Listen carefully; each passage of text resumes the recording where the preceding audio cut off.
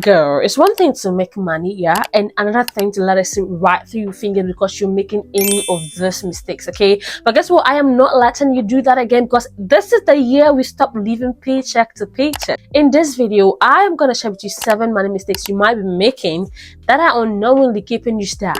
And the first mistake you might be making is watching restocking videos. Girl, nothing drives you to spend money more than watching other people spend it. And it's just like hanging out at the bar while trying to get clean from alcohol. How is that possible? There's just something about seeing uniformly arranged stuff and aesthetic shelves that turns you into a buying machine. Once you get addicted to watching those videos, girl, overconsumption is going to become your new standard. And so instead of living in contentment with what you already have, you start wanting everything else all the time. And that is how you end up with no money. Next mistake is the mistake of buying in bits. And this actually applies to things that you buy more often. Obviously, buying in bulk is going to cost you more upfront. But when you divide how much you pay per item, it's better compared to you buying bits. For instance, if you live in Ghana here, buying the 399 MTN internet bundle is going to cost you approximately 190 pesos per gig. Meanwhile, on a regular day, you buy 1 gig of data for almost 6 Ghana cedis. Just imagine the difference. That is about 4 cedis difference.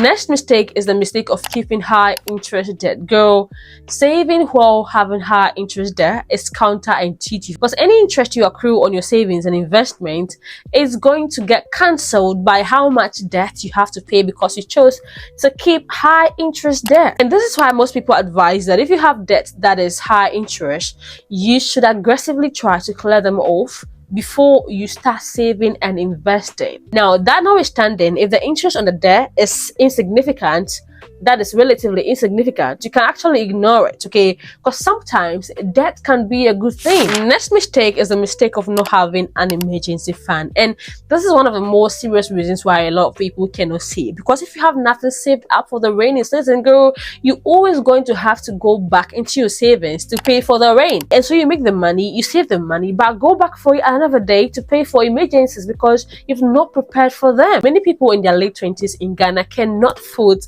1,000 cedis emergency bill. They would have to borrow it from somewhere, okay?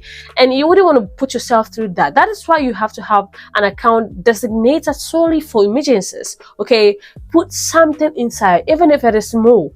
It is advised that you save up to 6 months of your living expenses so that in case you have to drop out of work or have to be in a situation that you cannot really make an income, that could cover up. Now, you don't have to do this aggressively. You can start slow, okay?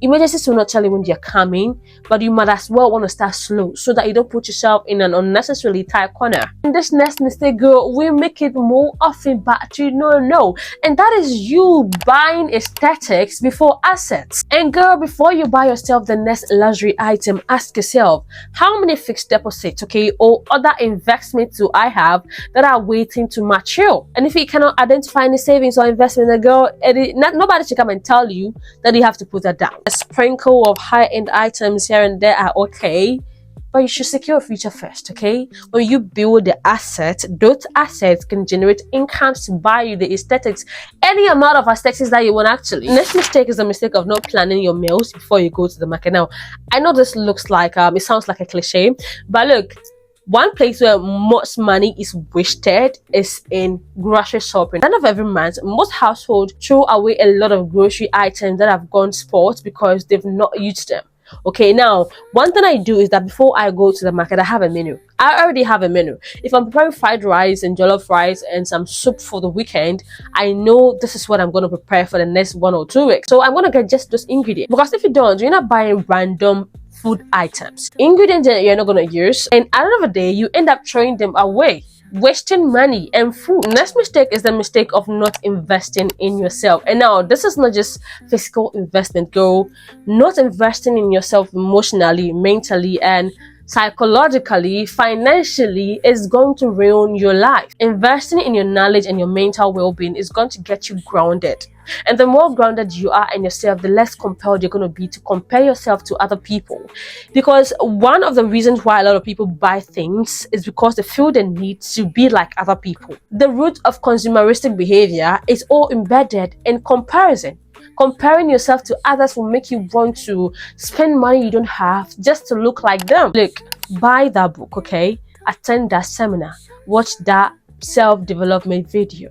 Spend money to ground yourself, because the more grounded you feel, the more money you can save. Once you're grounded in yourself, you start making long-term financial decisions based on logic and not emotions. And that is all that matters. So I hope you found this tip useful. Okay, let us know in the comment section which of the steps you are going to apply today. Thanks for watching, and for seeing you next time. Take care of yourself.